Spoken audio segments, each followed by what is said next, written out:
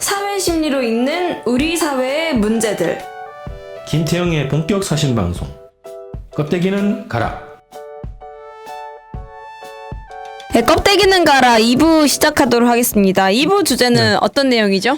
저희가 지지난주인가요? 가정의 달 특집 했잖아요. 예. 그래서 첫 번째는 놀이를 빼앗긴 아이들 뭐 이런 주제로 얘기를 했어요. 그래서 오늘은 부모님들을 주제로 이야기를 하고요. 대표님 이야기시네요. 제가 오늘 개인 상담해야 됩니다. 실컷 아이가 행복한 어른이 된다. 이 책을 가지고 저희가 시리즈로 오늘 이제 마지막으로 다루게 되는데요. 자, 오늘은 부모님들에 대한 이야기입니다. 네, 그 자식들의 공부에 집착하는 부모님들이 나날이 늘고 있는데 제가 요새 너무 심심하면 유튜브로 유자식 상팔자를 그 JTBC에서 하는 엄마와 자식들이 함께 나와서 이제 좀 세대 차와 이제 서로 이제 이야기를 TV 하는 같이 보면서 뭐 얘기하는 거야? 네네 막 그런 프로그램이 있는데 뭐 거기서도 막 심해요. 뭐 여기 유자식 한팔자 나와가지고 여기 엄친딸들과 나를 뭐 비교한다. 뭐 과고 다니는 애인데 전교 1등인 여자애랑 뭐 나를 막 비교한다. 이런 얘기들을 막 하더라고요. 뭐 거기 예능이니까 좀 순화시킨 것 같긴 한데 이거 외에 뭐 사실 실제 현실은 더 지옥 같다라는 거죠. 뭐 공부 과목처럼 아이들을 독방에 가둬놓고 몇 시간 뒤에 풀어준다든지 아니면 CCTV를 설치해서 애들을 무슨 죄수 감시하듯 감시를 한다든지 그 고시원에서 또 일거수일투족을 감시해서 부모님께 알림 서비스인가요? 모니터가 뭐 문자가 간다. 네네 막 그런 거를 출입하고 전달하는 그죠? 시스템. 몇 시에 네네. 들어왔고 몇 시에 네. 나갔고 뭐 이런 거. 그래서 거의 이제 아이들이 어떻게 보면은 한 인간으로서 개체로서 자신의 삶과 행복에 대해 고민하는 것이 아니라 공부에 사육당하는 느낌? 또 하나의 애완동물도 그렇게 키우면 안 되죠, 사실은 할 때. 그렇죠, 그렇죠. 그런 자기의 무슨 소유물, 뭐 소지품 이런 가방처럼 마음대로 주무르는 부모님들의 이런 학대가 가해지고 있는 것이 현실이 아닌가라는 생각이 들어서 좀 우리 시대의 부모들이 이렇게 아이들에게 공부 쪽으로 집착하는 심리는 무엇일까? 뭐 사랑이라는 포장지 안에 너무나 많은 이런 사리사욕이 들어있는 것 같아서 본인들은 어쩔 수 없지 뭐 나라고 이러고 싶겠어? 뭐 이런 거지. 그런 것도 있을 것 같아. 그래서 이게 이제 좀 크게 분류를 하면 두 가지로 분류될 수 있어요. 네네. 자식을 도구화하는 부모들에 의해서 아이들이 학대당하는 거 하나. 예. 그다음에는 부모의 불안. 이제 이거는 그래도 그나마 자식에 대한 어느 정도 애정과 자식의 미래에 대한 걱정. 걱정, 행복해지기를 바라는 이런 어떤 마음이 있는 조건에서의 학대가 있어요. 네. 이거는 약간의 이제 수동적 학대 정도 될까, 비자발적 학대 정도 될까 하는 거고, 이 도구화 시켜서 학대하는 것이 더 사실은 심각한데 어떤 면에서는 비중으로 따지면 저는 전자보다는 오히려 후자 많다고 보거든요. 그러니까 자식의 행복을 바라면서 학대하는 그렇죠. 경우가 그게 더 일반적이죠. 더 일반적이라고 봐요. 근데 소수의 이 자식을 도구화해서 학대하는 것이 사실은 또 상처는 훨씬 크다. 네네. 근데 이 부모들의 심리를 두 가지로 얘기할 수가 있었거든요. 하나는 자식을 상품화시키는 심리가 있고요. 상품 취급하는 심리. 또 하나는 자기 보상에서 자식을 도구화하는 심리가 있어요. 수단으로. 하나씩 간단하게 살펴보면 그러니까 전자의 두 가지 유형이라는 거죠. 그렇죠. 네. 그러니까 도구화시키는 것의 두 가지 유형이라는 거죠. 네네. 하나는 이제 상품화시킨다는 건데 무슨 네. 얘기냐면 나의 자식을 잘 팔리는 사람으로 보는 게 아니고 상품으로 보는 거죠. 자, 상품으로 보면 결과가 두 가지가 나와요. 하나는 사랑 자체가 변질되죠. 그러니까 인간에 대한 사랑이라 그러면 우리가 보통 그러잖아요. 아, 난 널 사랑해. 왜? 넌 인간이니까. 그럼 이 사랑이 철회되려면 한 가지 조건밖에 없죠. 난 이제 더 이상 널 사랑할 수 없어. 왜? 넌 이제 인간이 아니니까. 그래서 우리 욕을 쓸 때 그러잖아요. 이 짐승 같은 놈아. 이 개새끼야 그러잖아요. 네. 이런 욕을 제가 일부러 한 겁니다. 이제 이 방송에서 욕을 하려고 한 게 아니라 이제 예를 들기 위해서 무슨 얘기냐면 인간성을 상실했다는 뜻이에요. 네네. 넌 이미 인간성을 상실했어. 인간이 아니야. 인간성을 상실하면 사랑을 철회하지만 그 전까지 철회하지 않습니다. 그래서 이 사랑하는 나의 자식이고 사람이기 때문에 난 사랑하는 거야 라고 네, 생각하는 부모들은 자식이 공부를 잘하건 못하건 얼굴이 이쁘건 안 이쁘건 뭐 설사 약간 거짓말하고 나쁜 짓 해도 계속 사랑을 해요. 뭐 심한 경우에는 진짜 나쁜 범죄를 저질렀는데도 반성할 가능성이 있으면 사랑해요. 다시 돌아오면 받아줘요. 돌아온 탕아 뭐 이러면서 그러니까 이게 이제 인간에 대한 사랑이고 자식에 대한 정상적 사랑이거든요. 예전엔 부모들이 대체로 이제 이런 사랑을 다 했죠. 근데 자식을 상품으로 대하기 시작하면 사랑이 변질되는 거죠. 상품에 대한 사랑으로. 자, 상품에 대한 사랑은 간단하게 말하면 상품 가격이 비싸지면 사랑도 깊어지고 네네. 상품 가격이 하락하면 사랑도 식는 네네. 아주 변덕스러운 사랑이거든요. 그렇죠. 그래서 내 자식이 비싼 상품일 때는 사랑해요. 하지만 비싼 상품이 아닐 경우에 사랑하지 않습니다.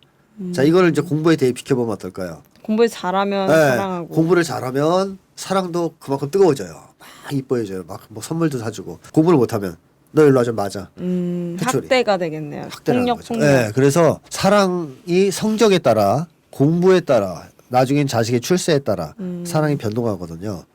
그러니까 이거는 전형적인 상품 사랑이죠. 우리가 어떤 물건을 샀을 때 예를 들어 뭐 이 리모컨을 처음에 샀는데 이게 뭐 1,000만 원짜리 아주 최신식 리모컨이다. 막 너무 좋아하잖아요. 이뻐하잖아요. 랩으로 막 싸서 기스날까봐 이렇게 감싸고서 쓰고 막 그러잖아요. 근데 이게 이제 한물 가게 됐어요. 그럼 그때 막 던지잖아 아무데나. 막대하거든요. 발로 누르고. 발로 막 누르고. 그러니까 이게 상품에 대한 사랑은 이렇게 변해요. 상품 가치가 변동하면. 자, 근데 이제 이게 당연히 나쁘죠. 사람한테 사람을 상품 취급해서 상품 대하듯이 사랑하면 받는 사람 입장은 어떨까요? 사랑을 받았다고 생각할 수 있을까요? 아니죠. 그게 안 돼요. 사랑을 받는 사람 입장이 나는 사랑을 받았다라고 생각을 못 합니다. 그럼 오히려 다시 받은 적이 없으니까 그 사랑을 돌려줄 수도 없겠네요. 누구를 사랑하기도 힘들죠. 제대로 받아본 적이 없으니까. 그리고 또 어떤 생각이 들기 시작하냐면 내가 공부를 못하면 사랑하지 않을 것이다. 혹은 나를 버릴 수도 있다. 네. 이런 두려움이 생깁니다. 그러니까 이게 그 이제 공포네요, 공포. 공포죠. 생존 공포. 공포가 생겨요. 유기공포가 생기는 거예요. 심하게 얘기하면 거절 공포를 넘어서서. 그러니까 이거는 아이들한테는 치명적이지 않습니까? 근데 어린 시절에 이미 이런 사랑을 받은 아이들은 따라서 그 공포를 안고 살아요. 나는 부모님이 나를 공부를 잘하면은 사랑하는 척하겠지만 그것도 척이라고 생각하는 거죠. 공부를 못할 경우 언제라도 나를 사랑하지 않을 것이다. 사랑을 처리할 것이다. 이런 이제 두려움을 안고 살아요. 그러면 이런 아이들이 사회생활 할 때 어떨까요? 내가 성취를 하면 사람들이 날 사랑할 수 있으나 성취를 못하면 어떨 거라고 생각하겠습니까?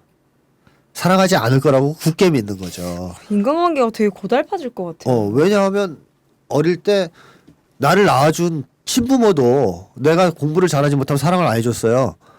근데 생면무지의 사회에서 만난 사람들이 내가 뭔가 성취를 안 하면 사랑해 줄 거라고 믿을 수 있습니까? 못 믿죠, 이런 사람들은. 그러면 당연히 이런 사람들은 그 두려움에 쫓겨요, 평생.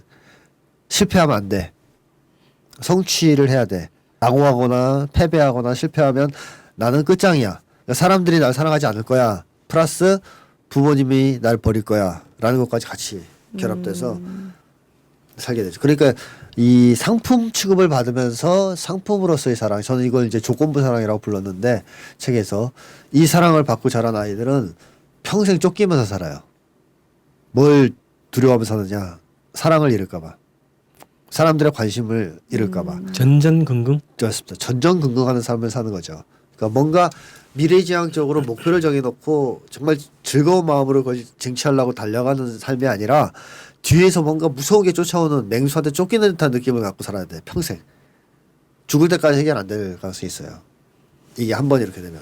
그 다음에 또 하나는 부모들이 자식을 상품으로 취급하는 이상 당연히 자기의 소유물로 생각합니다. 네. 그래서 자기 마음대로 해도 된다고 생각해요. 이건 내 상품이니까 뭐 내가 뭐 마음대로 지난 시간에 그 뭐 투구 씌우는 것처럼. 네, 머리 헬멧 씌우듯이 아니면 병원 끌고 가서 약 맞춰? 약 이렇게 주사 놓잖아요. 이건 내 소유물이니까 내가 여기다 약을 넣든 마약을 집어넣든 애한테 내가 애들 눈을 뭐 수술해서 하나를 없애든 내 맘이지. 이런 식의 사고방식이 생길 수가 꺼리낌 없이 있어요. 그렇게 생각한다는 거죠. 그렇죠. 자기 소유물처럼 생각하니까. 너는 내 말 들어야 돼 무조건. 말하는 소유물이야 너는. 그러니까 일종의 노예 취급하는 거죠. 자기 소유물처럼. 이런 문제가 생깁니다. 그래서 자식을 상품으로 대하는 부모의 경우에는 결국 자식 사랑도 안 해주는 것이고 그 다음에 자식을 소유물처럼 취급하면서 독재를 하기 때문에 자식들한테 주는 상처가 이만저만이 아니라라는 것이고 그 다음에 또 하나는 이제 자기 보상 때문에 자식을 도구하는 부모들이 있어요. 네.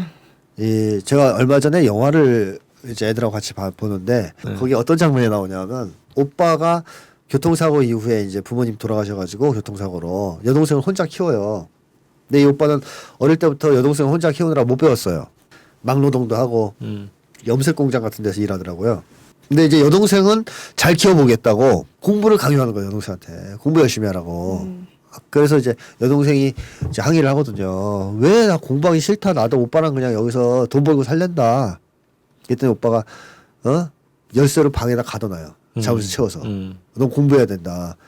그러니까 우리 애들이 막 옆에서 홍보를 한 거야. 난리가 났어. 대학이 뭐라고 미친놈 막 이러면서 여동생을 방에 가두고 나쁜 놈 저 안 돼. 막 왜 애를 저러는 거야. 우리 애들은 이제 막 난리가 났는데 그래서 나도 같이 그러니까 그까지 대학이 뭐라고 저런데 그러는데 거기에 주인공이 하는 말이 나와요. 오빠가 너 나처럼 살 거야? 자, 이 말. 그 다음에 또 제가 어저께 잠깐 영화를 본 게 하나 있는데 거기서도 그런 얘기가 나와요. 이 형이 남동생 뒷바라지를 해요. 식당을 하면서. 근데 남동생이 미국 유학까지 보냈는데 갔다 와서 취직이 안 돼요. 그러니까 형이 화가 난 거야. 막 이제 이 새끼야 미국까지 갔다 와서 유학까지 갔다 온 놈이 집에서 컴퓨터나 하고 있고 못 배운 내가 이렇게 식당에서 뒷바라지 했는데 어쩌고저쩌고 막 이제 하면서 했더니 이제 동생이 뭐 이제 그럼 나가서 뭐 막노동이라다고 뭐 이러니까 이제 야 그러라고 유학 보낸 줄 알아 나같이 살라고 뭐 이런 얘기가 나와. 자 근데 이런 얘기들이 이제 적나라하게 드러나는데 한국 사람들이 자 내가 막노동을 하고 있다 혹은 뭐 조그만 식당 하고 있다 한 사람들이 어때요? 자기를 어떻게 보고 있어요? 하찮은 존재, 그렇죠. 실패한 인생. 그렇죠. 아주 무시하고 있죠. 스스로를. 그러니까 자기 혐오죠 일종의. 그러니까 나 같은 인생을 살면 안 된다는 거 아니에요. 나는 실패한 인생이고 나는 루저고 나는 나를 사랑할 수 없고 자긍심이 없는 사람들 아닙니까? 자 그랬을 때 이런 사람들이 자식을 어떻게 하려고 그래요? 자기 혐오 이걸 대체할 수 있는 보상으로 네네. 여기면서 너는 성공해서 좀 나를 좀 빛내줘. 그 형이 그런 얘기를 하더라고요. 친구들한테 동생 자랑 좀 하게 해줘. 이 형의 목적은 그거예요. 동생의 행복이 아니에요. 그 보상이라도 받고 싶은 거구나. 동생이 잘 나가서 그 동생 자랑하면서 목에 힘 좀 주고 살고 싶다는 거예요. 자기 실패한 인생을 보상하기 위해서. 그래서 한국 사회도 보면은 학력이 낮은 사람들이 대체로 이 자식들을 좋은 대학 이런 데로 굉장히 압박하는 경우가 많거든요. 그게 이제 자기 보상이죠. 열등감 때문에. 그래서 이런 경우에도 자식은 어때요? 수단이 돼요. 부모한테. 네. 이거는 사랑의 대상이 아니에요. 나의 욕망을 채워줄, 나의 결핍을 채워줄, 나의 상처를 가려줄 도구의 도구, 자식은. 그러니까 중심이 자기구만요. 이거는 철저한 이기적인 관점에서 자식을 대하는 거거든요. 그래서 도구화라고 하는 거죠. 그러면 아이들은 완전히 이건 희생양이 되는 거예요. 그러니까 어저께 나 그 영화에 동생이 한 말이 기가 막힌데 난 그래서 형의 그 무시무시한 공부에 대한 압력 때문에 어릴 때부터 지금까지 기계처럼 공부해왔다. 한 번도 못 쉬고 열심히 공부했다. 근데 취직이 안 되는데 와서 안 되고 있는데 그게 내 탓이냐? 왜 나한테 지랄이냐 이제 이러는 거예요. 동생이 막 화를 내요. 나도 힘들었다 이거죠. 내 인생도. 그러니까 그 동생은 행복했겠어요? 자기가 좋아서 공부한 것도 아니잖아요. 그쵸. 형이 철저하게 자기의 욕망을 대변하라고 공부를 하라고 시키는 걸 알고 있기 때문에 그것 때문에 희생당했다고 생각할 거 아니에요, 자기가. 네네. 그래서 이건 부모나 자식이나 어떤 경우에도 행복해질 수 없는 구도인데 어쨌든 이것 때문에 자식을 쪼우는 부모들이 무지하게 많다. 도구화시켜서 이렇게 대하는 사람들이 많다는 거죠. 그 자기의 결핍을 보상하기 위한 또 수단과 도구죠. 이걸로 쓴다. 자식은 뭐 더 있겠지만 이 정도가 아주 노골적인 아동 학대 이제 학대 수준이 되는 거고 왜냐하면 자식을 도구화시키는 거니까. 주권 방송이 민중의 눈과 귀를 멀게 하는 공중파와 종편, 신문들에 맞서 진보 언론의 사명을 다할 수 있는 힘은 애청자분들의 적극적인 참여에 있습니다. 주권 방송을 후원해 주십시오. 홈페이지 www.615tv.net에서 민들레 홀씨 정기 후원인이 되어 주시거나 우리은행 1005-501-779-765 주식회사 주권방송으로 직접 후원을 해주셔도 좋습니다. 저희 주권방송은 평화 번영과 민주 회복을 위한 진보 언론의 사명을 성실히 수행할 것입니다. 주권방송과 함께해 주시기 바랍니다. 그러면 뭐 진짜 많잖아요. 네. 막 너는 좀 잘 살아라 하면서 네가 지금 어려서 그렇지 살아봐라. 말년에 네. 이렇게 무시당하면 행복할 것 같냐 이런 얘기가 보편적인 그 한국인들. 예. 변명인 것 같아요. 이 변명들. 그러니까 한국인들이 결국엔 제가 책에서도 썼지만 이제 진짜 얘기를 해야 돼요. 다수의 불안. 그러니까 지금까지는 그래도 다수는 아니거든요. 이 정도까지 네네. 마시간 인간들은 아직까지는 그렇게 다수는 아닌데 절대 다수의 한국 부모들은 이제 사실 자기 불안 때문에 자식을 잡는 건데 이런 부모들이 갖고 있는 불안은 뭐냐하면 돈 없으면 한국 사회에선 행복할 수 없다. 무시당한다. 무시당한다 하는 이제 아주 강력한 이 두려움이 있어요.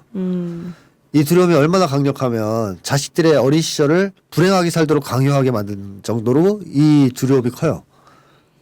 뭐 예를 들자면 그거잖아요. 어릴 때 행복하게 살려면 놀아야 되잖아요, 애들은. 네. 그렇죠? 공부하는 게 아니라. 그러면 어릴 때 애들 놀게 해주면 행복하거든요. 애들은 뭐 걱정이 없으니까. 근데 부모는 행복하지 않아요, 마음이. 애들이 행복해도. 왜냐? 아, 저러다가 나중에 분명히 공부 못해서 뒤처질 텐데 그럼 가난해질 거 아니냐. 그럼 가난해지면 안 되는데 왜 안 되냐. 행복할 수 없을 거라고 생각하는 거죠. 그리고 불행해질 것이다. 심하게 생각하면. 결국 부모 입장에서는 그런 거죠. 내가 지금 애를 행복하게 그냥 풀어주면 미래에 불행해질 것이다. 반대로 지금 쪼으면 지금 애가 힘들고 불행하겠지만 미래에는 행복해질 것이라고 기대하는 거죠. 그러니까 둘 중에 하나 선택하는 거예요. 현재냐 미래냐. 근데 보통 사람은 이럴 때 뭘 선택합니까? 현재의 행복을 선택합니까? 미래의 행복을 선택합니까? 미래를 위해서 현재를 저당 잡히죠. 안 그래요. 안 그래요? 당장 현재는 가시적이고 눈에 보이는 행복이잖아요. 그리고 미래는 막연하고 불투명하잖아요. 특히 그것과 자식과 또 관련이 있어요. 그럴 경우에 정상적일 경우에는 그 막연한 미래의 행복을 줬진 않아요. 정상적일 때. 네, 정상적일 때는. 근데 한국 부모들은 비정상적이다라는 거죠, 벌써. 왜? 막연한 미래의 그 행복인지도 몰라요. 그냥 단지 돈 없으면 불행하니까 무서워서 그러는 거니까. 자기의 경험상. 최소한 무시당하지 말라. 이런 뜻에서 애들 보고 너 지금 불행하게 살아. 라고 얘기하는 거거든요. 애들이 힘들어 하잖아요. 아, 왜 이렇게 공부해야 돼, 우리가. 그러면 미래에 불행해질까 봐 그런 거야. 참어. 어릴 때 인생은 다 고달픈 거야, 임마. 힘들게 살아. 나중에 그래야 행복해져. 이러는 거 아니에요? 결국 이거 이제 이해를 하려면 한국인들이 돈 없는 걸 무지하게 무서워한다는 거죠. 네. 무지하게. 무서워요. 근데 뭐가 무섭냐는 거죠. 뭐가 무섭습니까? 돈 없으면. 옛날에도 우리 가난했잖아요. 그때도 불편했을 거 아니야. 돈이 좀 없으면. 근데 무서웠어요. 가난이 과연? 좀 그런 것 같아요. 다 같이 가난한 거랑 네. 이게 가장 무서움을 떠나서 나 혼자 가난한 거는 나 혼자 가난하면 좀 그러니까 뭔가 무서움보단 서러움이나 막 이런 게 더 큰 것 같아요. 지금은 뭐 나 혼자 가난해요? 다 부자예요. 나머지 나 빼고. 그건 아니죠. 지금도 가난한 사람 많아요. 네. 결국에는 이제 문제는 이건데 결국 옛날에 가난함은 그냥 불편함 정도였잖아요. 지금의 가난함은 부끄러움일 수도 있어요. 그럼 죄가 될 수도 있어요. 가난한 부모가 자식 앞에 얼굴을 잘 못 들어요. 떳떳하게. 제의식을 주죠. 그죠. 거의 죄의식 느끼게 만들지 않아요? 너 왜 가난해 이 새끼야. 뭐 그런 투잖아요. 아니 요즘 부모들이 말이야 자식들 사업하는데 사업 자금도 탁 내놓고 그래야지 말이야 자격 있지 이렇게 얘기하지. 제가 그리고 지금 자살에 관련한 원고를 쓰는 중인데 읽어보니까 자살자들이 하는 말 중에 대부분이 부모된 도리로 가난해서 미안하다. 너한테 해주지 못하고 맞아. 뭐 이런 얘기를 해요. 다 죄인이에요. 죄인. 네네네. 한국 사람들의 심리라는 게. 그러니까 돈이 없으면 왜 이게 죄까지 됐냐 이거죠. 옛날엔 그냥 불편했다 정도라면 지금은 왜 이게 부끄러움이고 죄고 이러냐 이거. 사람들이 왜 그걸 그렇게 싫어하느냐. 결국 사회적으로 돈 없는 사람을 무시하고 또 심한 경우는 공격하는 이런 분위기가 만연돼 있기 때문에 사람들이 무서워하는 거거든요. 그게 없다면 옛날 같은 분위기 정도. 즉 불편하구나 좀. 없으니까. 근데 불편함은 감수할 수 있어요. 더 좋은 가치가 있고 더 좋은 즐거움이 있다면. 예를 들면 시골에 그 전기 안 들어오면 불편하지만 그 생활이 좋을 수도 있는 거 아니에요? 전원 생활이. 근데 전원 생활 한다고 지나간 사람마다 루저 거지 새끼 이러고 지나가면 어떨 것 같아요? 마음이 불편해. 불편한 게 아니잖아요. 마음이 불편한 게 아니라 고통이죠. 막 너무 괴롭죠. 뭐 왜 나를 가만 놔두지 않고 이렇게 못 살게 해, 사람들이 그러는 거야. 이때는 이제 가난한 게 갑자기 부끄러움이 되고 심지어는 자식을 거기서 키우고 있다는 게 죄처럼 느껴지고 이렇게 바뀌는 거거든요. 결국 한국 사회가 돈 없는 사람을 무시하는 사회라는 것으로 기착이 돼요. 이걸 따져보면. 그리고 한국 부모들이 그걸 너무너무 무서워한다는 거죠. 무시당하는 걸. 그러면 심리학적으로 또 한 가지 궁금해지는 게 있죠. 인간은 왜 그렇게 무시당한 걸 싫어할까 하는 거죠. 왜 그렇게 무서워할까? 제일 그게 약한 골인가요? 사람한테 최악의 골이라고 최악의 볼 수 있어요. 골이. 최고로 약한 골이죠. 무시당하는 거. 왜 공동체에서 배제된다는 건가요? 그렇습니다. 그렇죠. 역시 이 짬밥을 무시할 수 없죠, 그죠? 네. 권 대표님이 그래도 여기 네. 주권방송 대표하는 건 다 이유가 있어요. 다행이다. 이제 동물과 인간의 결정적인 차이는 동물은 생물학적 존재라고 보통 얘기하고 사람은 사회적 존재라고 그러지 않습니까? 그러니까 생물학적 존재는 제일 중요한 게 먹을 거라는 거죠. 그렇죠. 생존. 육체적 생존이에요. 그래서 개나 돼지 무시하면 안 되지만 훌륭한 존재들이지만 먹을 거 주면 쟁을 좋아하잖아요. 그죠? 맞아요. 네, 그래 좋아요. 그래서 개한테 가서 그래 보세요. 야, 내일 지구가 멸망한대. 너 어떻게 생각해? 그럼 걔는 관심 없어요. 간식 갖고 왔니? 이게 관심 있어요. 근데 사람들은 그게 관심이 없어요. 내일 지구가 멸망할 경우엔 오늘 뭐 먹냐가 별로 중요하지 않아요. 그러니까 사람은 어디에 제일 관심이 많냐? 사회에 관심이 많거든요. 그러니까 관계. 그렇다면 인간은 결국 관계 속에서만 살아갈 수 있는 존재라는 얘기가 되는 건데 이 관계가 이어지려면 정상적인 관계가 만들어지려면 뭐가 필요하냐? 서로 간에. 뭐가 오고 가야 관계가 만들어집니까? 좋은 관계가.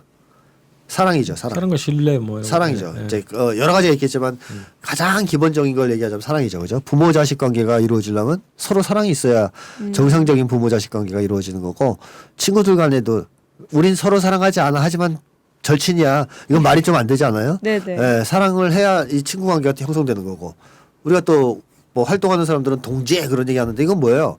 동지에 대한 사랑이 서로 교차해야 동지 관계가 맺어지는 거 아니에요? 그러니까 사랑이 관계의 기본이거든요. 네. 맨 밑바닥에 깔려 있는 거거든요. 그래서 이 두 가지는 동전의 양면이라고 볼 수 있어요. 사랑과 관계. 그러면 사람은 동물이 아니니까 가장 인간한테 중요한 걸 하나만 꼽아라라고 하면 뭘 꼽아야 되느냐? 이거라는 거죠. 사랑과 관계. 이 문제가 해결이 안 되면 인간은 어떤 조건에서도 행복할 수 없고 역으로 뒤집어서 얘기하면 이 문제가 해결되면 아주 악조건에서도 행복할 수도 있다. 어떤 경우에는. 뭐 물질적 조건에 과 관계없이. 상관없이. 예. 예, 물론 상관이 좀 있겠지만 다 같이 굶는 게 좋은 건 아니니까 어느 정도 상관이 있겠지만 그래도 기본이 이거라는 겁니다. 다 같이 굶어도 서로 사이가 좋아요. 콩 한 쪽도 나눠 먹는 사이예요. 그러면 어느 정도 행복할 수 있다는 거예요. 배고프지만. 네네. 근데 먹을 거 엄청 많은데 칼 주고 서로 싸워. 그거 서로 먹으려고 5명이. 행복할 수가 없잖아요. 그 안에서는. 네. 이거랑 똑같은 거죠. 그래서 보통 우리가 아름다운 전우회 뭐 이러면 군인들 사이에 전우회가 뛰어나면 어때요? 전쟁 상황에서도 구하러 가죠. 행복할 수도 있고 한 명을 살리려고 자기를 던지기도 하고 그러잖아요. 그런 게 나타나고 역으로 이제 뭐 아무리 풍족해도 서로 사이가 나쁘면 온갖 나쁜 일은 다 일어나는 건데 인간은 결국 사랑과 관계에 대한 이 소망이 해결이 안 되면 말짱꽝이다 이렇게 얘기할 수 있어요. 근본적인 지향이고 속성이고. 그렇죠. 인간의 본질과 관련이 있어 이거는. 그래서 거기에서부터 다 파생되는 현상들이라는 거죠. 그렇죠. 예를 들어서 과시욕이라든가 뭐 이런 거 다 여기서 파생되는 겁니다. 뭐 제가 강의 때 장난으로 하는 얘기인데 부자가 온몸에 명품 다 시작하고 아침에 문 열고 나갔는데 사람이 한 명도 없고 개만 2마리 있어요. 어떨 것 같아요? 즐겁겠어요? 하나도 안 죽어요. 하나도 안- 과시할 수 없는. 하나도 안 즐겁죠. 뭐 롤렉스 걔한테 보여주면서 롤렉스 그래봤자 걔가 살지 그거 뭐 아무 의미가 없단 말이야. 사람이 없으면. 그러니까 부자들이 뭐 화려한 명품 뭐 이런 거 막 치장하는 이유는 다 결국 다른 사람들의 관심을 받기 위해서라는 거죠. 그러니까 결국에는 이게 명품을 정말 사랑해서 정말 명품을 좋아해서 명품을 사는 것도 아니고 결정적으로는 관심을 끌려고 그러는 거고 이 관심을 이 사람들은 어떻게 착각하고 있는 거냐면 사랑이라고 생각하는 거거든요. 심리학적으로 보면 관심을 사랑이라 생각. 착각하는 거죠 스스로. 그러니까 아닌데 본인은 그렇게 착각하는 거예요. 그걸 대체시키는 거예요 스스로? 네 맞아요. 워낙 관심 없는 세상이라 그런가요? 그 자기 최면을 심리적으로 이미 문제가 생긴 거예요. 야, 너 이 옷 이쁘다. 야, 어디서 났어? 이게 사랑이라고 생각하는 그걸 거예요. 사랑으로 심리적으로 생각하는 거예요. 그러니까 우리가 이제 흔히 생각하기에는 여성들한테 막 지나갈 때 휘파람 찍찍 불고 어이 엉덩이가 탐스러운데 이런 얘기하면 뭐가 돼요? 성희롱. 성희롱이죠. 카르멘 옛날에 나오는 책 읽어보면 카르멘은 그런 걸 되게 즐겼어요. 좋아했어요. 그걸 사랑으로 느껴요. 아 맞아. 그래서 보통 연인 관계에서 되게 연애를 못하는 사람들이 그런 성적으로 비하받는 거를 사랑이라고 느껴가지고 네. 폭력, 데이트 폭력이라던가 네. 이런 거 계속 그 굴레에서 빠지고 있다고. 맞아요. 그러니까 카르멘은 이미 어릴 때 사랑 못 받고 정상적으로 크지 못했기 때문에 남들이 그렇게 자기를 희롱하는 거를 사랑으로 착각해. 관심과 사랑. 난 인기가 있어라고. 이거랑 비슷한 거예요. 부자들이 명품 보고 사람들이 부러워하는 거를 그냥 내면에서 그냥 사랑으로 착각하면서 주관적으로 그러면서 이제 만족하는 건데 결국 이 제가 하고 싶은 얘기는 그 부자들의 욕망도 똑같다는 거예요. 사랑받길 원해요. 사랑받길 원하는데 사랑받을 수단이 없는 거죠. 자기한테 미천이 없어요. 그러니까 자꾸 명품을 사는 거예요. 그런 게 없으면 남들이 나를 사랑하지 않을 것 같으니까. 그게 그런 네 개가 필요하구만 그 사람. 도구가 필요한 필요하구나. 사랑받기 위한 도구가 필요한 거죠. 그래서 제가 이거를 심리학적으로 정식화시켰었거든요. 뭐냐면 내장재 외장재 반비례 법칙으로 제가 정의를 했습니다. 말만 들어도 새로운 이론인가요? 새로운 이론? 네, 심리학자들이 간헐적으로 얘기한 건데 그냥 법칙화해서 제가 개념 정의를 한 게 처음이라는 내장재 거죠. 외장재 반비례 반비례. 법칙. 반비례 없지. 예. 금방 오시죠, 필이. 반비례는 좀 삘이 와요. 딱 느낌이 오지 않아요? 너무 쉽게 제가 정의를 해서 저도 만족하고 있는데 이겁니다. 자, 내가 내장재가 부실해요. 다시 말하면 나라는 존재만으로는 사랑받을 수 있다고 생각하지 못해요. 네. 스스로가 잘나지 않았다 그렇게. 그래서 그런 자기 확신이 없어요. 내장재 부실하잖아요. 그럼 뭐가 필요해져요? 외장재. 사랑받기 위한 도구가 많이 필요해져요. 외장재가. 그래서 외장재에 치중하죠. 벤츠를 사야 되고 권력이 필요해지고 또는 뭐 명성이 필요해지고 이런 거거든요. 근데 내장재가 튼튼해요. 역으로. 그러니까 나는 뭐 그런 거 필요 없어. 나는 그냥 나라는 존재만으로 충분히 괜찮은 사람이고 사랑받을 수 있어라는 확신이 있으면 외장재가 필요할까요? 안 필요할까요? 안 필요. 안 필요한 거죠. 그래서 뭐 심지어 무소유의 삶도 살 수 있어요. 그러니까 사람은 내장재가 튼튼하게 형성이 되면 외장재에 신경을 잘 안 써요. 그리고 거꾸로 내장재가 부실해지면 결국 외장재에 집착하게 돼 있어요.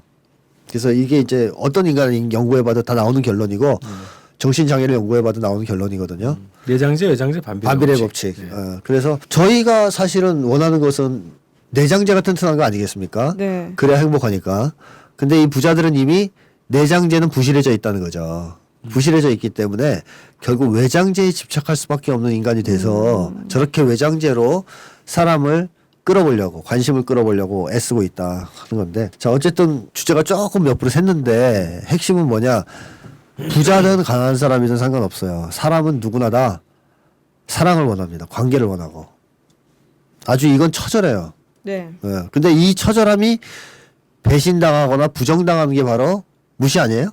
네네. 그죠? 누군가에게 무시를 당한다는 것은 뭘 의미합니까? 사랑을 받을 수 없죠. 받을 수 없다. 관심을 너 저리 가. 너 꺼져. 너는 사랑받을 수 없어 인간아 저로 가. 이거랑 똑같지 않아요? 네네.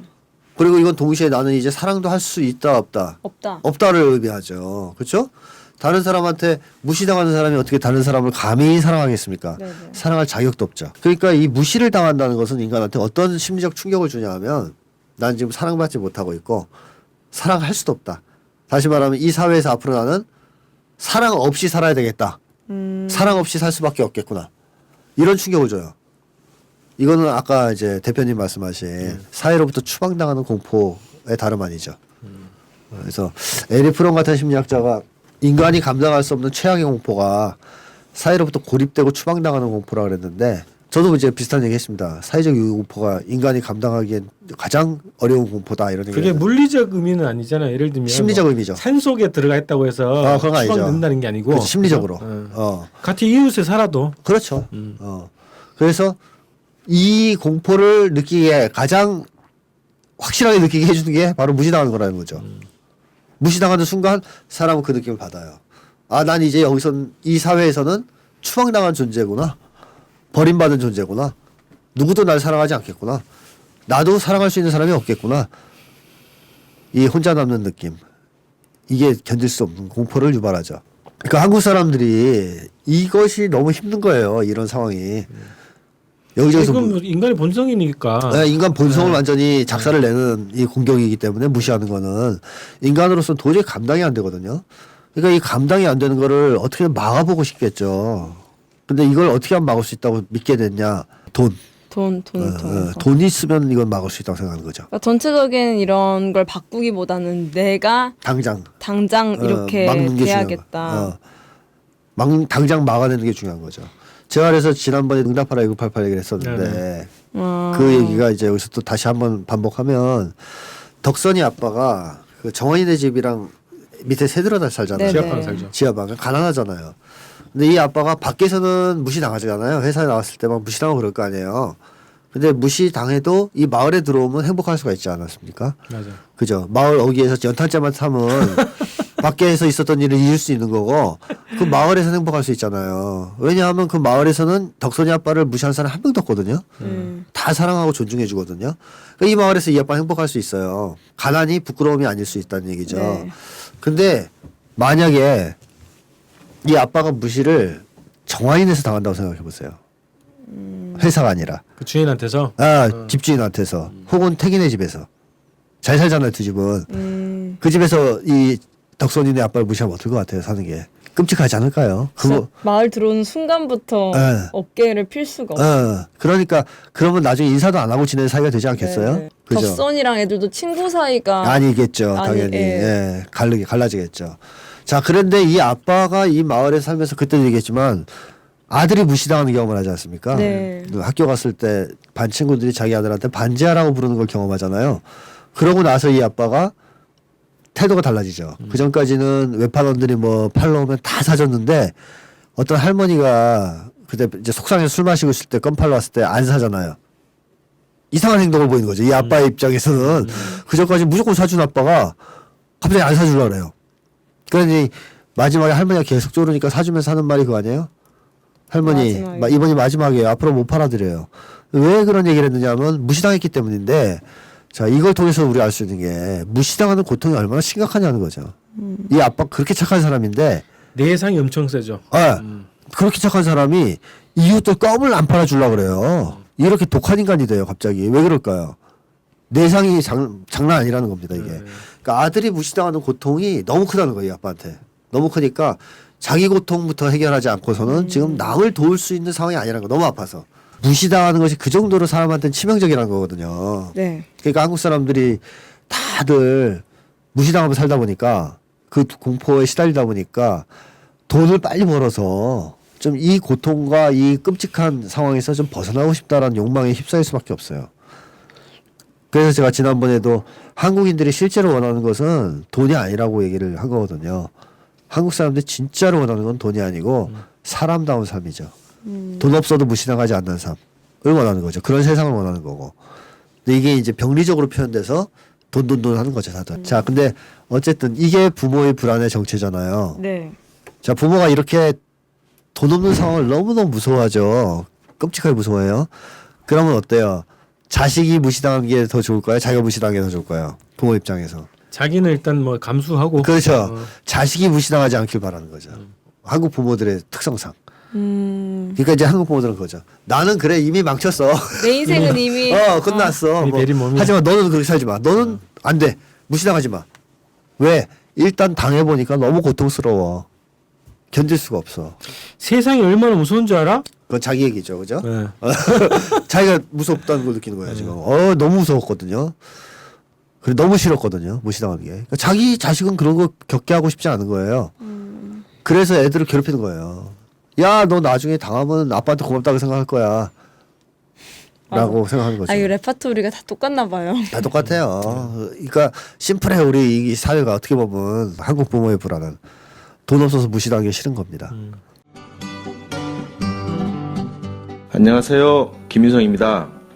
제가 이번에 테러 방지법이 통과된 이유를 대비한 책을 발간했습니다. 우리의 디지털 데이터를 안전하게 보관하고 보안 대책을 수립할 수 있도록 도와주는 책, 김인성의 완벽한 데이터 관리입니다. 국정원이 합법적이고 무차별적으로 국민들을 사찰할 수 있는 테러 방지법 시대에 맞서 우리 스스로가 우리의 데이터를 지킬 수 있는 방법을 담았습니다. 이 책을 통해 우리의 소중한 데이터를 스스로의 힘으로 지킬 수 있는 힘을 가지시기를 바랍니다.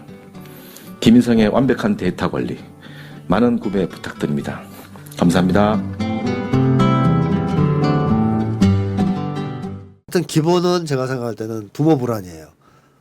너무 무섭고 싫은 거예요. 지금 부모들 자체가 지금 너무 무서워하고 있는 거예요. 그렇죠. 무서워하죠. 돈 없는 거를. 어. 가난을. 현재 계속 그런 상황이니까. 그렇죠. 또. 그렇죠. 그러니까 미래에는 더 심해질 거라고 생각하는 것이고. 자, 그래서 뭐 이렇게 됐다. 이유를 따지자면 그렇다라는 거죠. 왜 부모는 불안한가에 대한 대답은 그렇다. 근데 문제는 이겁니다. 이제 그래서 공부 잘해서 그러면 해결될 수 있느냐 하는 건데 이게 아닌 것 같아요. 이 문제 해결이 되느냐 하는 거죠. 공부 잘하면. 애가 공부를 잘했다. 아닌 것 같아요. 그래서 부모님의 사랑이 더 안 좋게 변하고 있는 게 네. 공부만 잘해서 안 되니까 내 소유물이니까 이제 성형도 막 시키려 하고 자, 이 성형이나 이런 것도 왜 그렇게 생긴 거냐면요. 한국 사회가 처음에는 돈 갖고 사람 무시하는 것만 있었잖아요. 아 이제 외모도 네? 무시하지. 돈 갖고 사람을 무시하는 게 있었어요. 근데 여기에서 자유로운 사람이 누가 있어요? 다 당하거든요. 네. 아무리 돈 많아도 당해요. 자기보다 더 돈 많은 사람 있잖아요. 네. 그러니까 이렇게 돈 없어서 무시당하는 게 계속 당하다 보면 사람들이 열받잖아요. 열받으면 어떻게 해요? 상대방을 공격할 걸 찾아야 되지 않아요? 그러니까 예를 들어 친구를 만나는데 어떤 사람 만나는데 맨날 자기 보고 돈 없다고 무시해요. 그럼 이제 하나 공격할 거 있나 없나 찾는데 그놈이 나보다 못생겼어요. 그러면 어떻게 했어요 이제 속으로 야 네가 돈 있으면 뭐하냐 그게 얼굴이냐 인간의 얼굴이냐 어? 뭐 돼지도 너보다 잘생겼겠다 이러면 좀 위안은 되잖아 그죠? 물론 돈 없어서 무시당하는 고통을 상쇄하기엔 부족하나 어쨌든 뭐라도 걸어서 까면 조금 낫단 말이죠. 네. 그러다 보니까 한국 사회에서 당하는 사람들이 상대방의 결함을 찾아서 그걸로 상대방을 갈구고 공격하는 거 아주 도사들이 됐어요. 그래서 어떻게 보면 한국 좋은 사람들은 방향이네. 처음 만나서 이렇게 서로 딱 일대면을 하고 나면 상대방의 단점부터 후루룩 흐른다 그럴까? 험담하는 문화가 그죠? 너무 많아요. 외모에 대한 놀라운 이 집착과 외모에 대한 어떤 비하, 좀 외모가 떨어진 사람에 대한 비하 이런 거를 한국 사회에 만연된 것도 사실은 돈 없는 사람을 차별하고 무시하는 현상이 나온 파생 효과, 파생상품이네요. 파생 상품이다. 이렇게 보면 돼요. 그래서 오만 것 가지고 사람을 다 깎아 누르고 공격하는 현상이 만연돼 있다. 그러다 보니까 이제 시달리는 게 하나가 아니에요. 돈 없어서 시달려, 못생겨서 시달려, 뭐 키 작다고 시달려, 뭐 뚱뚱하다고 시달려. 키가 또 너무 커도 시다. 그리고 머리통 크다고 시달려. 그래서 그 모든 걸 다 갖추면 또 몸에 비례가 안 맞는다고 시달려. 자, 사람이 피곤해서 살 수가 없죠. 이렇게 되면. 그러니까 사실 사는 게 아닌 거고 이러다 보면 부모들은 어떻게 해서든 자식은 탈출시키려고 하지만 탈출 불가능 사회가 된 겁니다 벌써. 탈출 불가능 사회가 됐어요. 그러니까 무시당하는 것에서 해방될 수 없는 사회 구조가 돼버렸어. 사회가 돼버렸어 벌써. 그러면은 뭐 해결책은 무시를 안 하는 게 해결책인 거 아닌가요? 그러면 개별적으로 개인적 수양을 통해서 다들 무시하지 말자 이제 이것을. 아니 이제 사회적으로 아, 그러지 않는. 그러니까 이제 그런 거죠. 뭐 한 가지만 말씀드리고 다음 주제로 넘어가면 돈 많이 벌어서 상위로 올라가잖아요. 네. 그런다고 무시당하는 공포에선 헤어나지를 못해요. 왜? 사람은 항상 위랑 비교하기 때문이에요. 제가 아는 어떤 사례를 보면 이 친구가 실업자일 때는 직장 다니는 사람들이 자기를 무시한다고 그렇게 괴로워했거든요. 근데 좋은 직장 취직했어요. 남들 부러워하는. 거기서는 뭘 가지고 괴로워하냐면 직장 동료들이 자기를 무시한다고 괴로워해요. 자, 이 사람은 거기서 이제 과장되면 괜찮을 것 같아요? 아니 그러면은 똑같아요. 또 위 이사들이 무시한다 그럴 거예요. 블랙홀에 빠졌구만요. 그렇죠. 그러니까 출세하고 성공하도 이게 해결이 안 되는 거죠. 그래서 한국 사회가 지금 자살률이 상류층에 집중되고 있잖아요. 그렇죠. 상류가. 그러니까 돈 많은 사람들의 자살률이 급증하고 있고 자살률이 높거든요. 또 직업 좋은 사람들이 자살률이 제일 높아요. 비율로 봤을 때. 그러니까 이런 걸 보면 올라간다 그래도 성공하고 출세한다 그래도 해결되는 게 없다는 거예요. 부모들이 그렇게 바라는 무시당하지 않는 삶은 불가능하다는 거예요. 연구에 하면 상류층일수록 더 그런 현상이 심하다 그래요. 서로 무시하고 갈구고 괴롭히는 게. 그러니까 우리랑 다른 세계 애들하고 달라요. 암투랑 무슨 그죠? 어떤 관계가 더 심해요, 더 심해. 예를 들면 얼마 전에 드디어 베테랑을 봤는데 유아인 밑에 그 유해진이 있잖아요. 그 예. 둘이 형제잖아요, 유 씨라서 같이. 네네. 유아인이 그 위고 유해인은 밑에 꼬몽이잖아요. 네. 물론 이제 유해인도 남들이 밖에서 보면 우와 출세한 네. 어마어마한 대기업의 상무인가 그렇잖아요. 책임자 급지죠. 자, 근데 그 상무 어때요? 실수했을 때 어때요? 엎드려 뻗쳐. 엎드려 뻗쳐서 해서 깍짓기까요 이러잖아요. 네. 그리고 골프채로 엉덩이 맞죠. 네. 그게 실제로 있었던 일 아닙니까 옛날에. 아. 그죠? 있었던 일을 모티브로 한 거예요. 근데 어쨌든 내부에서 똑같이 그렇게 엎드려 뻗쳐서 엉덩이를 때리진 않아도 유해인이 어때요? 무시당하지 않아요? 그러니까 이게 착각하면 안 된다는 거예요. 출세해도 달라지지 않는다는 거죠. 지위고하의 문제가 아니라는 거예요. 지위고하의 문제가 아니고 사회의 문제거든요. 그래서 성공하고 출세해도 이게 해결이 안 되니까 결국 어때요? 수출리면 자살하는 거죠. 그래서 제가 생각하기에는 돈 벌어서 해결될 수는 전혀 없다는 것이 이 문제의 딜레마예요. 부모들의 생각과는 전혀 다르다.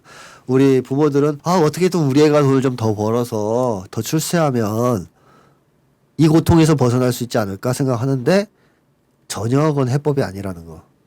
오히려 아이들은 불행해진다는 거라는 거죠. 그래서 이걸 해결할 수 있는 방법은 저는 하나밖에 없다고 생각해요. 딱 하나.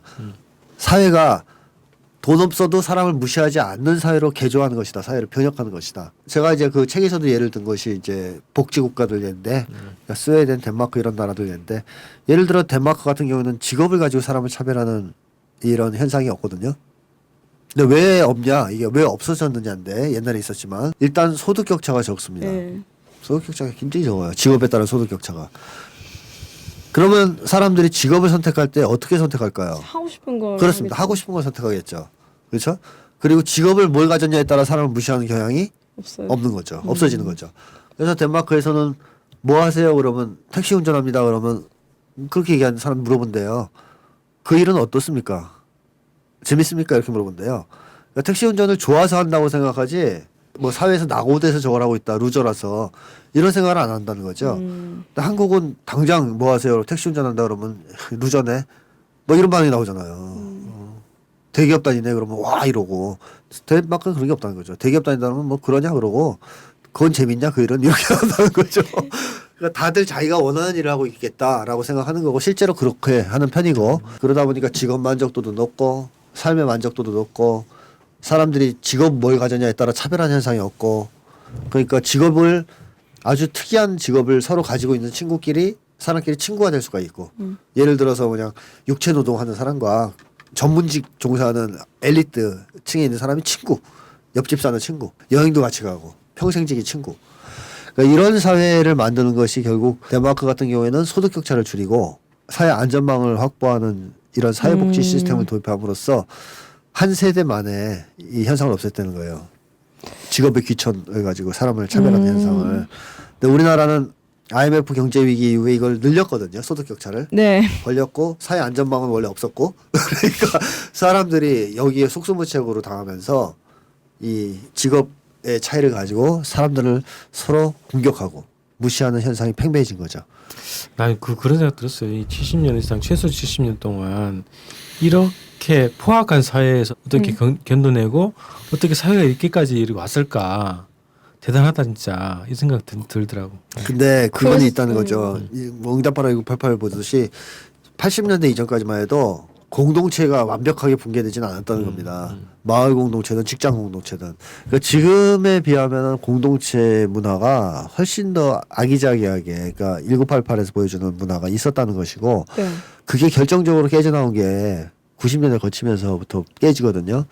생각해 보세요. 한국의 자살률이 급증한 게 딱 그때란 말이에요. 한국 사람들의 자살률이라든가 정신적 우울증 같은 게 급증하기 시작하는 게 딱 그 시기부터예요. 그러니까 한국 사람들이 그전까지도 힘들었지만 그래도 그때는 가난이 불편함이었지 부끄러움이나 죄책감은 아니었잖아요. 죄의식은. 덕선이 아빠가 그런 걸 가질 필요가 없었던 거 아니에요. 그죠? 좀 불편해도 지하철에 살면 그것 때문에 뭐 놀림을 받거나 무시를 당하거나 이러진 않았던 거 아니에요. 그러니까 견뎠는데 지금은 아니라는 거죠. 상황이 바뀌었다는 거죠. 그래서 이 부모들의 불안이 과거와는 비교할 수 없을 정도로 크다. 그러니까 80년대 이전의 불안하고는 차원이 다른 불안이다. 차원이 다른 두려움이다. 따라서 이제 부모들은 여기에 대한 압박이 너무나 크기 때문에 그걸로 인해서 죄 없는 아이들을 작사를 내고 있다. 좀 과격하게 표현하자면 그 희생을 고스란히 아이들이 치르고 있다라는 거죠. 착각하지 말아야 될 것. 첫 번째가 결코 돈으로 해결할 수 없는 것이다. 그렇죠. 라는 게 하나의 있고 네. 또 하나는 그 책에도 나온 것처럼 우리 지난번 그 편에서도 얘기했던 것 같아요.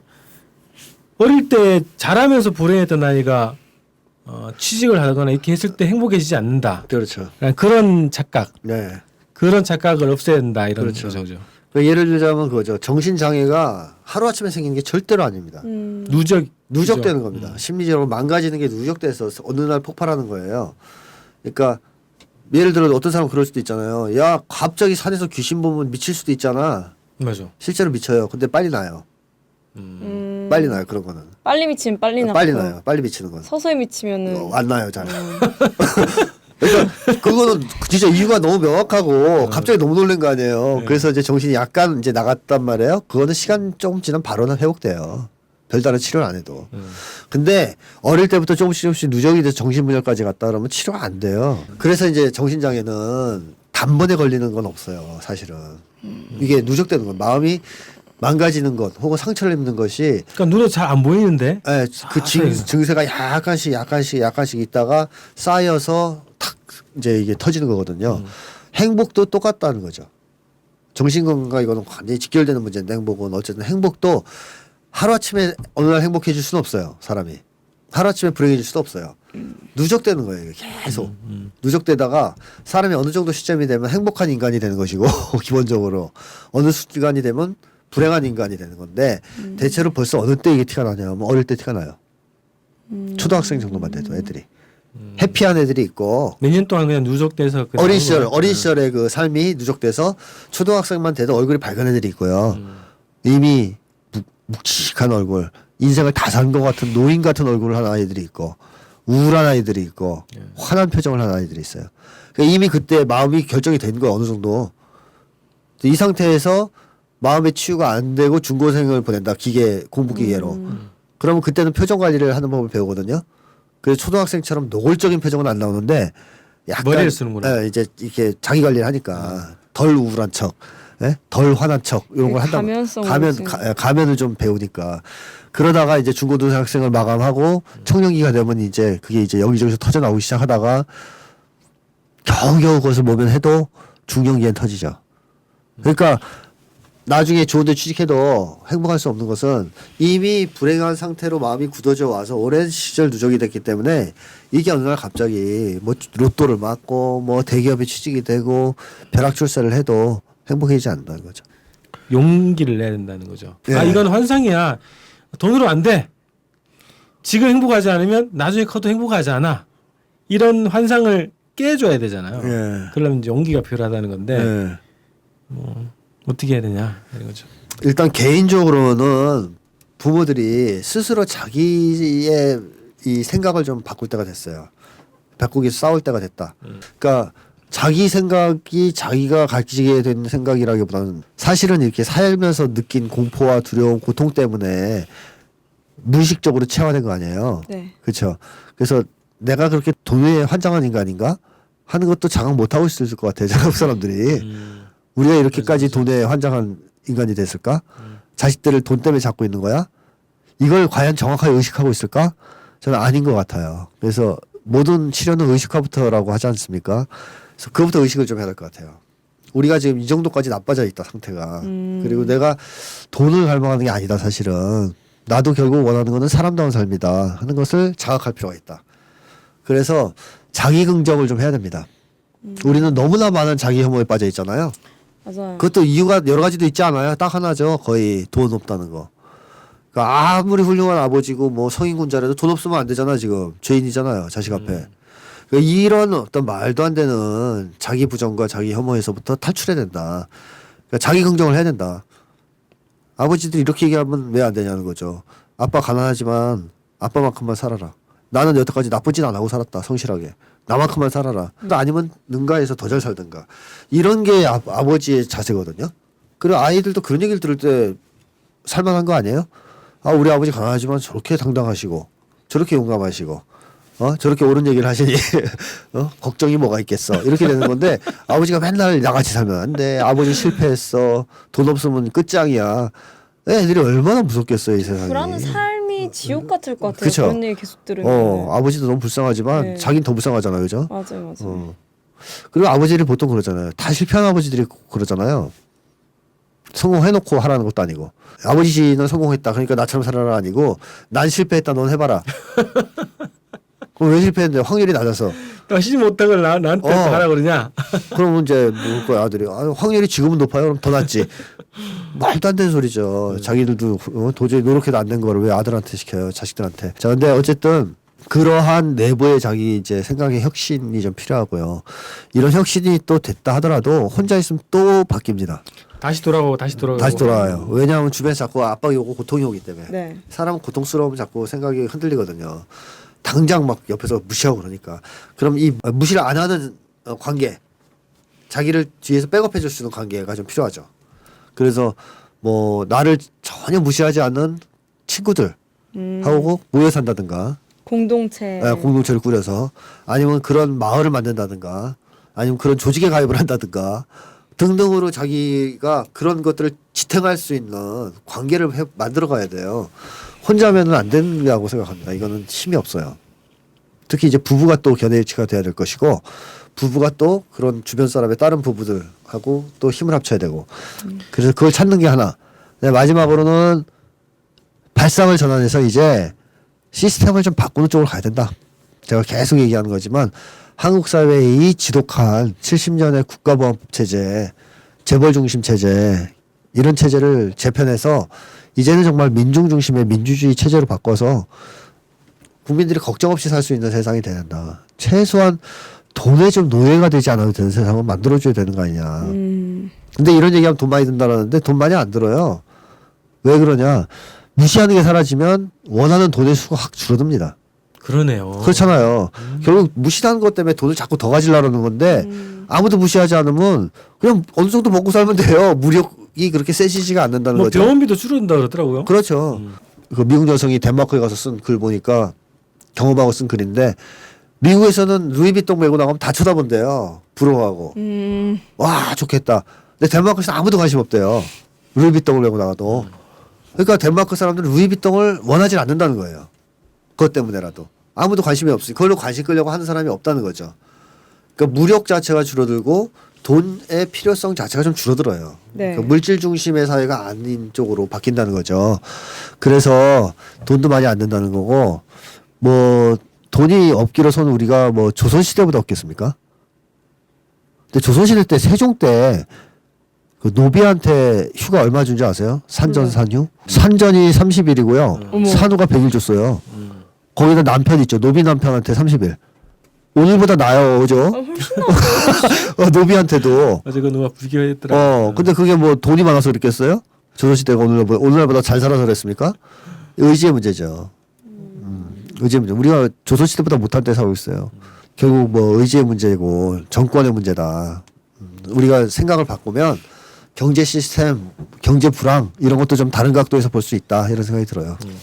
용기를 조직적으로 네. 내야 된다는 부모들이 자식을 채찍질할 것이 아니라 사회를 채찍질하고 자신을 네. 채찍질해야 되는 거네요. 그러죠. 자식을 자식을 구하려면 위해서. 사회를 네. 바꿔야 돼요.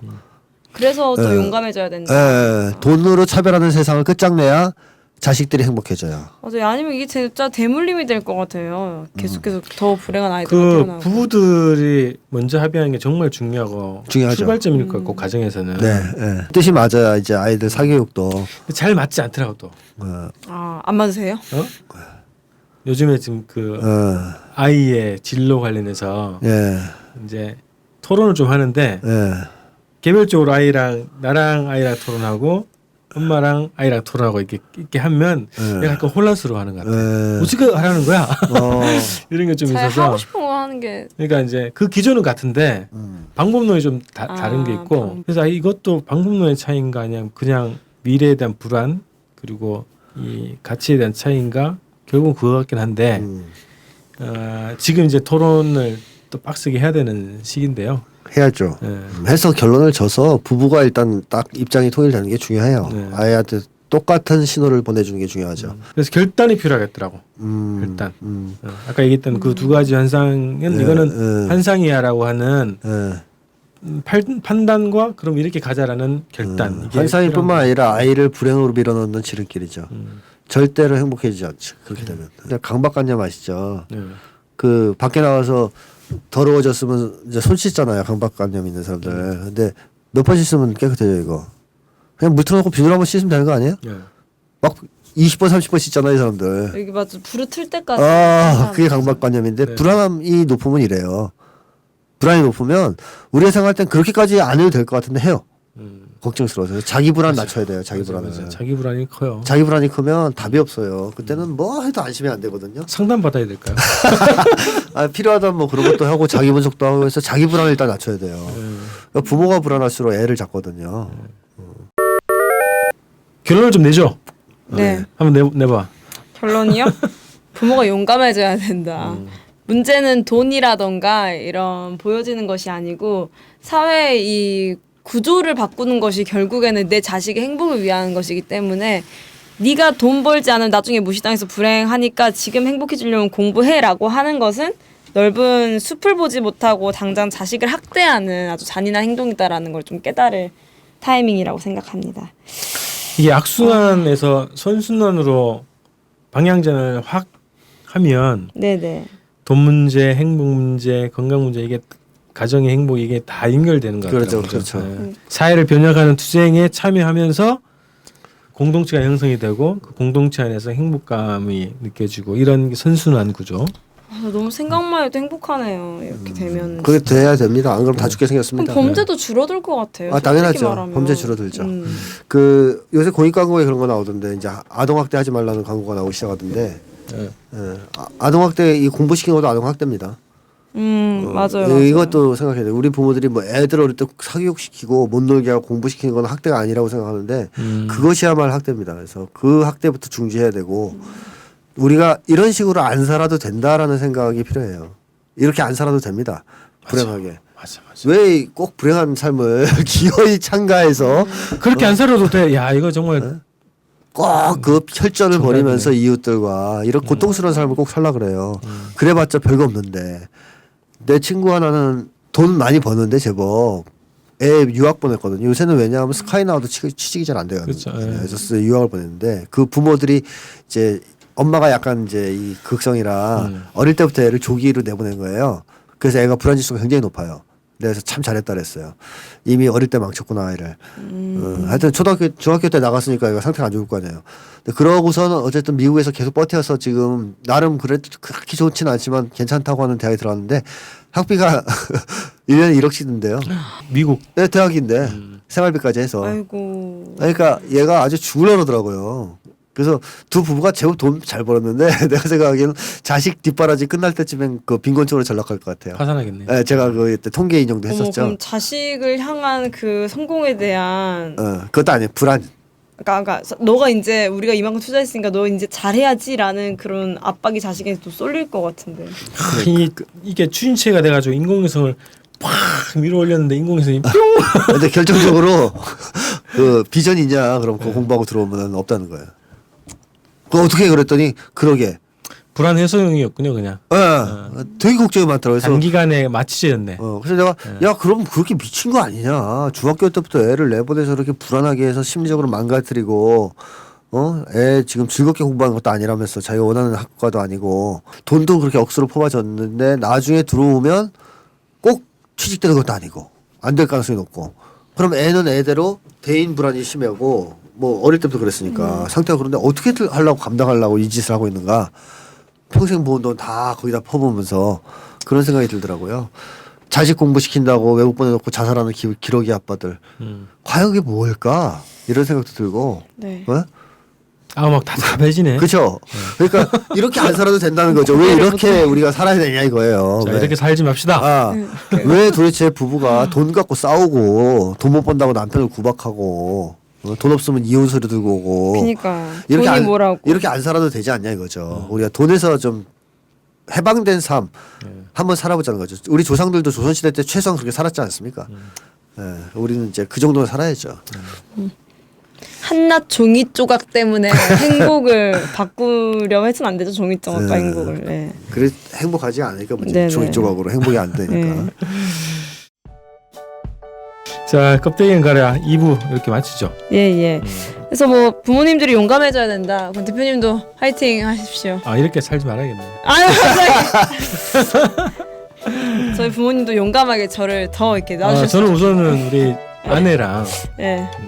결단과 합의를 성사시키고 보고를 드리겠습니다. 네. 좋습니다. 그러면 꽃대가라 6회 2부를 이런 훈훈한 결론으로 마무리 지을 수 있도록 하겠습니다. 감사합니다. 다음 주에 뵙겠습니다. 네.